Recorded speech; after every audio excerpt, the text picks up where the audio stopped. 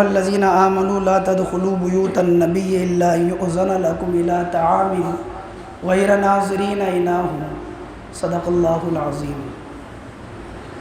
آج جو ہے 22واں پارہ پڑھا گیا ہے۔ اللہ تبارک و تعالی نے اس آیت میں چند باتوں کا حکم فرمایا ہے۔ ان میں سب سے پہلی بات یہ ہے کہ اے ایمان والو، نبی کے گھر میں بغیر اجازت کے داخل نہ ہوں۔ یہ حکم ایمان والوں کو صرف اس زمانے کے ساتھ خاص نہیں ہے، آج بھی یہی حکم ہے کہ صرف نبی ہی کے گھر میں نہیں بلکہ کسی کے بھی گھر کے اندر بغیر اجازت کے داخل نہیں ہونا چاہیے۔ اللہ تبارک و تعالی فرماتے ہیں لا تدخلوا بیوت النبی الا ان یؤذن لکم الی طعام غیر ناظرین اناہ۔ نبی جب تم کو دعوت دیں تو تم اس وقت کے اندر حاضر ہو جب کھانا تیار ہو چکا ہو۔ اس آیت کے شان نزول میں مفسرین نے چند واقعات لکھے ہیں۔ ان میں سے ایک بات تو یہ ہے کہ حضور اکرم صلی اللہ علیہ وسلم کا جب نکاح ہوا حضرت زینب بنت جحش رضی اللہ تعالیٰ عنہ سے، تو نکاح کے بعد آپ علیہ السلام نے ولیمے کی دعوت کی، تو مکان چھوٹا سا تھا۔ صحابہ کرام آئے کھانے کے لیے دعوت کے اندر، جب کھانے سے فارغ ہوئے تو وہیں بیٹھے رہے اور بات کرتے رہے۔ حضرت زینب بنت جحش رضی اللہ تعالیٰ عنہ ایک ہی کمرہ تھا، اس لیے دیوار کی طرف منہ کر کر بیٹھ گئی، پردے کا اہتمام کر کے۔ حضور ان کے ساتھ بیٹھے رہے۔ آپ یہ سوچ رہے تھے کب یہ لوگ اٹھ کر جائیں گے۔ ظاہر سی بات ہے، ایک ہی کمرہ ہو اور اس میں ملنے والے بھی بیٹھے ہوں اور آپ بھی بیٹھے ہوں اور بیوی بھی اس میں ہو تو آدمی کو ایک طرح کی تکلیف ہوتی ہے۔ وہ بیٹھے رہے، سمجھے نہیں بات کو۔ اللہ کے نبی علیہ السلام خود اٹھ کر وہاں سے چلے گئے اور دیگر ازواج مطہرات سے مل کر آپ علیہ السلام واپس آئے تو دیکھا کہ پھر وہ لوگ وہیں بیٹھے ہوئے تھے۔ تو آپ کو تھوڑی سی ناگواری ہوئی، تو جو بیٹھے ہوئے تھے وہ سمجھ گئے، اٹھ کر چلے گئے۔ اس موقع پر یہ آیت نازل ہوئی۔ معلوم یہ ہوا کہ آدمی کسی کے یہاں دعوت میں جائے یا کسی کی طبیعت معلوم کرنے کے لیے جائے تو اگر مریض کو زیادہ دیر ہمارے بیٹھنے کی وجہ سے تکلیف ہوتی ہے تو اٹھ کر آ جانا چاہیے، اور اس کو بشاشت ہوتی ہے ہمارے بیٹھنے کی وجہ سے، ہم بیٹھے ہیں تو اس کا دل لگ رہا ہے، وہ چاہتا ہے کہ ہم بیٹھیں تو پھر بیٹھنا چاہیے۔ اس آیت کا اللہ تبارک و تعالی نے اس آیت میں حکم فرمایا۔ دوسری بات، اس آیت کے اندر اللہ رب العزت نے ارشاد فرمایا کہ جب تم کو دعوت دی جائے تو تم حاضر ہو جایا کرو۔ معلوم یہ ہوا کہ بغیر دعوت کے کسی کے یہاں پر نہیں جانا چاہیے۔ بغیر دعوت کے کسی کے یہاں پر جانا حدیث میں بڑی سخت اس کے اوپر وعید ہے۔ بن بلائے جسے کہتے ہیں دعوت میں جانا۔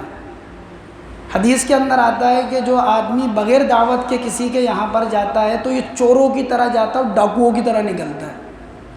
اس لیے اس بات کا بڑا دھیان رکھنا چاہیے کہ میری دعوت ہے تو میری ہی ہے، میرے دوست کی نہیں ہے۔ میری ہے تو میری ہے، میرے بھائی کی نہیں ہے۔ یہ نہیں کہ میری دعوت ہے تو میرے ساتھ 4-5 کی بھی دعوت ہے، ایسا نہیں ہے۔ اس لیے فرمایا کہ ایسا آدمی جو بغیر، اور جانے والے کو بھی سوچنا چاہیے کہ بھائی میں جا رہا ہوں تو کیوں جا رہا ہوں، جب میری دعوت ہی نہیں ہے تو میں میرے جانے کی وجہ سے کہیں ہے تو ایسا تو نہیں کہ سامنے والے کا نظام خراب ہو جائے گا۔ ہاں، اس لیے اس چیز کو سوچنا چاہیے۔ اس لیے فرمایا کہ جو آدمی بغیر دعوت کے کسی کے جاتا ہے، حدیث میں آتا ہے چوروں کی طرح جاتا ہے اور یہ ڈاکوؤں کی طرح نکلتا ہے۔ دوسری بات، اس آیت کے اندر اللہ تبارک و تعالیٰ نے جو ارشاد فرمائی، ازواج مطہرات کے لیے حکم فرمایا لیکن ساری امت کے لیے حکم ہے۔ وَإِذَا سَأَلْتُمُوهُنَّ مَتَاعًا فَاسْأَلُوهُنَّ مِنْ وَرَاءِ حِجَابٍ۔ جب صحابہ کرام کو کوئی چیز لینے کا معاملہ پڑے ازواج مطہرات سے تو فرمایا پردے کے پیچھے سے لیا کریں۔ ساری امت کے اندر سب سے پاکیزہ عورتیں ازواج مطہرات اور بناتے نبی ہیں، نبی علیہ السلام کی بیٹی ہیں۔ تو جب ساری امت کے اندر سب سے زیادہ پاکیزہ عورتوں کو یہ حکم ہے سب سے زیادہ پاکیزہ مردوں سے کہ وہ پردے کے پیچھے سے کوئی بھی اگر چیز لینی ہے تو پردے کے پیچھے سے لیں، اہتمام کریں پردے کا، تو آپ سوچیں میں اور آپ کیا ہیں، ہم تو کچھ بھی نہیں۔ اس لیے ہمارے لیے تو یہ حکم بدرجہ اولا ہے کہ آدمی پردے کا اہتمام کرے، عورت بھی کرے اور مرد بھی اپنی نگاہوں کی حفاظت کرے۔ تیسری جس بات کا ارشاد فرمایا اس آیت کے اندر، وہ فرمایا کہ ازواج مطہرات جو اللہ کے نبی علیہ السلام کی بیوی ہیں، آپ علیہ الصلاۃ والسلام کے بعد ان کا نکاح کسی سے بھی نہیں ہو سکتا. ولا ان تنکحوا ازواجهم من بعدی ابدا، کہ آپ کے بعد کبھی بھی ان کا نکاح کسی سے بھی نہیں ہو سکتا. نبی علیہ الصلاۃ والسلام کی جتنی بھی ازواج مطہرات ہیں ان میں سے کسی کا بھی نکاح حضور علیہ الصلاۃ والسلام کے بعد کسی سے نہیں ہوا. وجہ اس کی کیا ہے؟ وجہ اس کی یہ ہے کہ اللہ رب العزت نے قرآن میں فرمایا النبی اولیٰ بالمؤمنین من انفسہم وازواجہ امہاتہم، کہ نبی کی بیوی امت کی ماں ہے اور ماں سے نکاح نہیں ہو سکتا. دوسری وجہ یہ ہے کہ حضور اکرم صلی اللہ علیہ وسلم، ہمارا عقیدہ یہ ہے کہ آپ علیہ الصلاۃ والسلام قبر اطہر کے اندر زندہ ہیں، تو جو زندہ ہوتا ہے اس کی بیوی سے نکاح نہیں ہو سکتا. زندہ تو شہید کو بھی کہا جاتا ہے، لیکن شہید کی بیوی کو بیوہ کہا جاتا ہے. نبی کی جو بیوی ہیں ان کو بیوہ نہیں کہا جاتا. ان کا کسی سے نکاح نہیں ہو سکتا. شہید کی بیوی کا دوسرے سے نکاح ہو جاتا ہے. اس کی وجہ کیا ہے؟ ایک وجہ اس کی یہ بھی ہے کہ حضور اکرم صلی اللہ علیہ وسلم اور جتنے بھی انبیاء گزرے ہیں ان کے مال کے اندر میراث تقسیم نہیں ہوتی ہے، کیونکہ میراث جب تقسیم ہوتی ہے جب آدمی کا انتقال ہو جاتا ہے، اور انبیاء علیہ الصلاۃ والسلام اپنی قبروں کے اندر زندہ ہوتے ہیں، اس لیے انبیاء علیہ الصلاۃ والسلام کی بیوی سے نکاح نہیں ہو سکتا. اسی لیے حدیث کے اندر آتا ہے جب آدمی دور سے درود پاک پڑھتا ہے تو اللہ کے نبی علیہ الصلاۃ والسلام کے پاس فرشتے لے کر جاتے ہیں کہ فلاں جو کہ فلاں کا بیٹا ہے اس نے آپ پر درود بھیجا ہے. اور جب روزہ مبارک پر خود پڑھتا ہے تو حضور خود سنتے ہیں اور خود جواب دیتے ہیں آپ علیہ الصلاۃ والسلام. یہ 3 باتوں کا اس آیت کے اندر حکم فرمایا.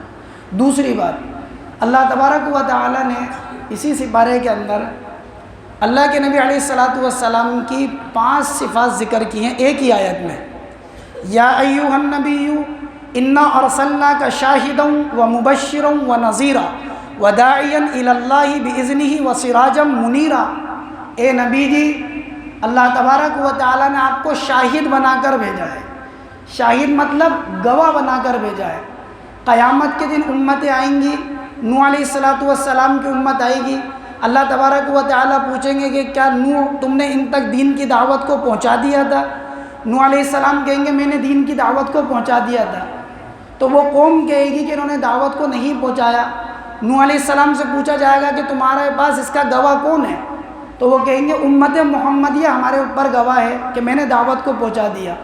امت محمدیہ سے پوچھا جائے گا کیا کہ نوح علیہ السلام نے اپنی قوم تک دین کو پہنچا دیا؟ تو یہ امت گواہی دے گی کہ ہاں پہنچا دیا. تو نوح علیہ السلام کی قوم کہے گی یہ تو اس وقت موجود ہی نہیں تھے، یہ ہمارے بارے میں کیسے گواہی دے رہے ہیں؟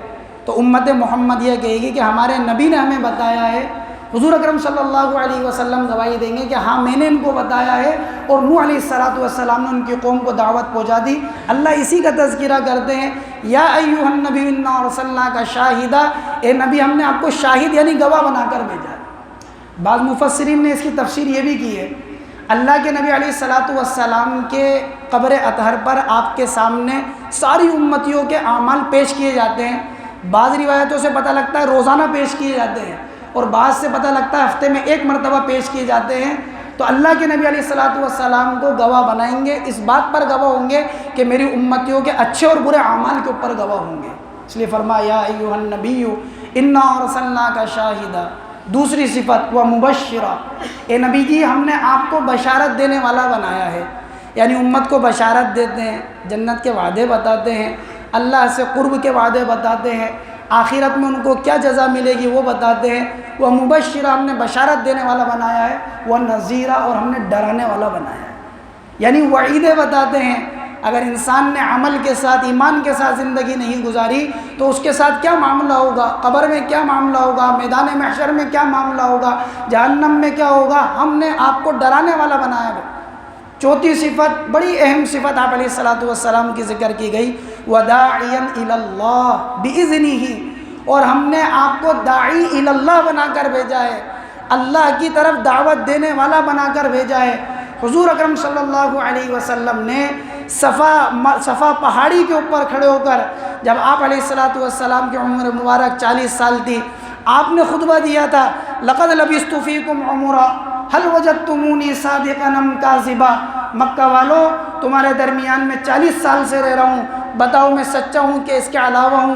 سارے مکہ والوں نے ایک زبان ہو کر کہا تھا جربناک مرۃ غیر واحدہ ما وجدنا فیک الا صدقا. ہم نے کئی مرتبہ آپ کا تجربہ کیا ہے، آپ جب بولتے ہیں سچ بولتے ہیں۔ یہ دعوت کا پہلا میدان تھا، آپ علیہ السلام نے پھر دعوت دی، چاہے وہ مکہ کی سرزمین ہو یا وہ مدینہ المنورہ ہو یا وہ طائف کا علاقہ ہو یا وہ آپ علیہ السلام کے ہجرت کا موقع ہو یا وہ غار ثور کا موقع ہو، کہ کوئی موقع ایسا نہیں تھا کہ جس وقت آپ علیہ السلام نے امت کے سامنے دعوت کو پیش نہیں کیا۔ وہی دعوت کا نتیجہ تھا جس کی دعوت کے نتیجے میں ابو بکر صدیق رضی اللہ عنہ کو ایمان نصیب ہوا، وہی دعوت تھی جس کی وجہ سے عمر کو ایمان نصیب ہوا، وہی دعوت تھی جب حجۃ الوداع کے موقع پر 1,24,000 کم و بیش صحابہ کو گواہ بنایا۔ اے صحابہ کرام، کیا میں نے تمہارے تک اللہ نے جو پیغام دیا تھا وہ پیغام تم کو پہنچایا نہیں پہنچایا؟ سارے صحابہ نے ایک زبان ہو کر کہا تھا، آپ نے پیغام کو بھی پہنچایا ہے، اس کا حق بھی ادا کیا ہے، آپ نے پیغام کو پہنچایا نہیں بلکہ اس کا حق تک ادا کر دیا۔ اللہ کہتے ہیں وَدَاعِيًا إِلَى اللَّهِ، اور آپ داعی اللہ ہیں، بِإِذْنِهِ، اللہ کی اجازت سے۔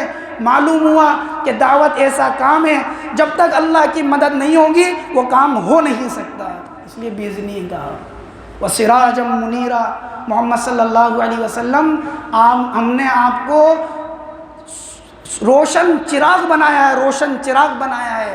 جس طرح سورج کی روشنی ہوتی ہے، ساری دنیا کو ساری روشنیوں سے بے نیاز کر دیتی ہے، محمد صلی اللہ علیہ وسلم کی آمد سے پہلے دنیا میں اندھیرا تھا، حضور آ گئے، سارے اندھیرے چلے گئے اور روشنی آ گئی۔ آپ علیہ السلام آ گئے، آپ کے ذریعے سے ساری امت کو براہ راست روشنی ملی ہے، اس لیے فرمایا وَسِرَاجًا مُنِيرًا، آپ کو ہم نے روشن سورج بنایا ہے۔ یہ 5 صفات آپ علیہ السلام کے اس میں ذکر کی۔ اللہ تعالیٰ مجھے آپ کو عمل کی توفیق نصیب۔